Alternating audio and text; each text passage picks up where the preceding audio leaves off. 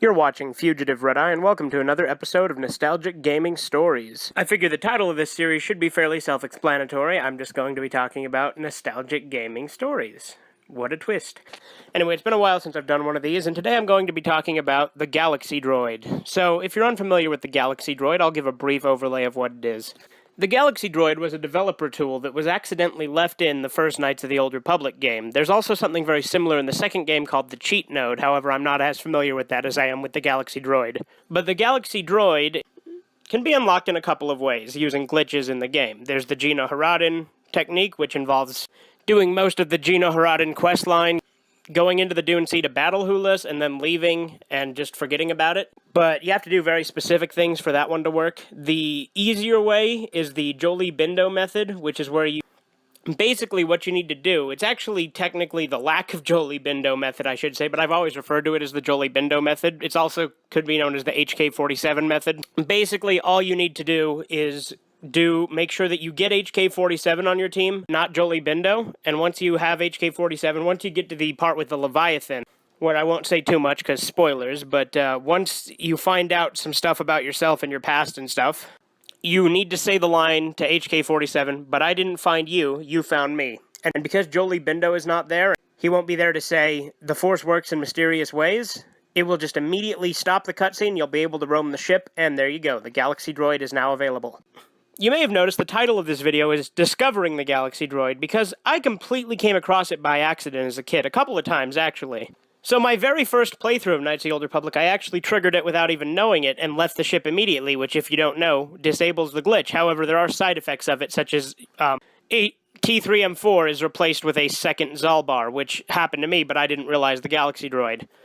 And then later on, I triggered it again, and this time I actually noticed the Galaxy Droid and went back to Terrace as a Jedi, and saved, and got stuck. So, the whole Galaxy Droid thing was definitely interesting, so I looked it up. You may not believe me when I say this, but when I looked it up, there was nothing posted about it online, so I discovered it completely on my own, and no one had posted about it yet. Now, granted, that doesn't mean I'm the first person to find it. I'm sure someone else had accidentally discovered it before, too. But at the time I found it, no one had said anything about it online, and YouTube wasn't really a thing yet. So, unfortunately, I wasn't able to talk about it. But I still played it, and I started utilizing the Galaxy Droid more and more, in conjunction with a few other glitches, such as the fake level up glitch, and a few other things. There is a save file that I do have where I'm on Terrace, and all of my team are Jedis, and there's a save game Snowman has where Canderous is a Jedi and has a lightsaber, but he's not able to hold a lightsaber because he gave that ability to Canderous instead. Now, sometimes the effects of this glitch can be a bit inconsistent. Like, sometimes when you go back to Terrace, you're able to redo certain quests, like killing Bendak again, whereas other times he'll remain dead. So I actually have duplicate Bendak's blasters on one of my saves because I was able to kill him twice. And other saves, everything is already done when you return to Terrace. If you try to go back to the Endar Spire, it will immediately crash the game. So, in case you couldn't pick up on it by the way I'm describing it, what the Galaxy Droid basically does is it allows you to access any part of the game.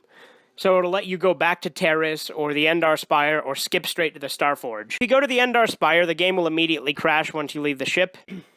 Sometimes the Starforge will crash, but other times it won't, but you'll be massively underleveled to finish it, so I don't recommend it. What I recommend you do, if you actually do decide to do the Galaxy Droid glitch, is to make sure that you save inside the ship, because as soon as you leave the ship, the Galaxy Droid does disable, which means you will no longer be able to do anything, you'll just be stuck with the side effects, such as the duplicating Zalbars. And when I say duplicating Zalbars, I'm not just referring to the fact that T3M4 gets replaced with a second Zalbar. No, your base or ship, depending on if you go back to Terrace and save, you'll be stuck in the home base.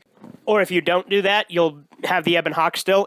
An infinite amount of Zalbars will just start spawning inside either your ship or apartment, depending on where you are. So it's really bizarre, and the fact that I found this without YouTube really was very interesting to me as a kid, and it felt special to discover it. Of course, nowadays, everyone knows about it, and it's a little bit less special, but it is still a fun thing to do. Knights of the Old Republic in and of itself has always been a super nostalgic game for me, and if you've seen my top 10 video games video, you know it's in my top 10. But anyway, this is my story of accidentally discovering the Galaxy Droid as a kid in Knights of the Old Republic 1.